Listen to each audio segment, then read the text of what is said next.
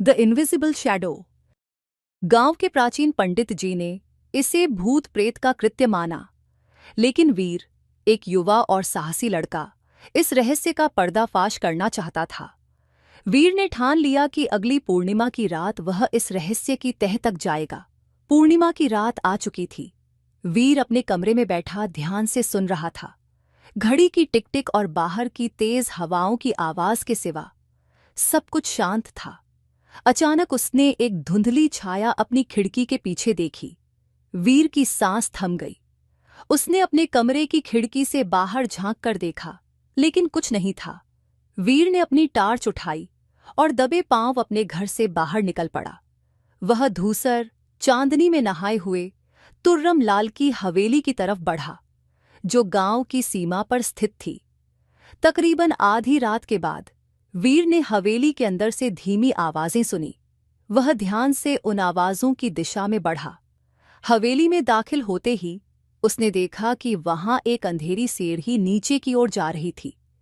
वीर ने अपने डर को दरकिनार करके धीरे धीरे सीढ़ियों से नीचे उतरना शुरू किया। जैसे ही वीर आखिरी सीढ़ी तक पहुंचा, उसने देखा एक बड़ा बंद कमरा और उसमें एक ताले लगी हुई दरवाजा था। वीर ने अपनी चाबी की गुच्छी से ट्रायल किया और ताला खोल दिया।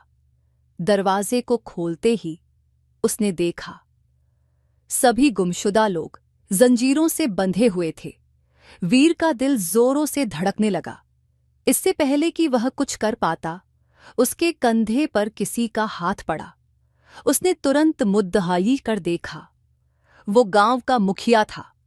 आंखों में नाराजगी और कुटिल मुस्कान के साथ मुखिया ने कहा, क्या तुम्हें लगा तुम बच जाओगे? मुखिया की योजना थी धन दौलत का लालच देकर इन ग्रामीणों को बंधक बनाकर अपना काम करवाना। वीर ने साहस और बहादुरी से काम लिया और मुखिया को चकमा देकर चाबी से उसकी जंजीरें भी खोल दी।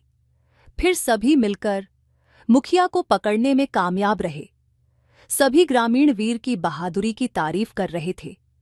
वीर ने साबित कर दिया कि सच्चा साहस और रचनात्मक सोच किसी भी अंधेरे को दूर कर सकते हैं।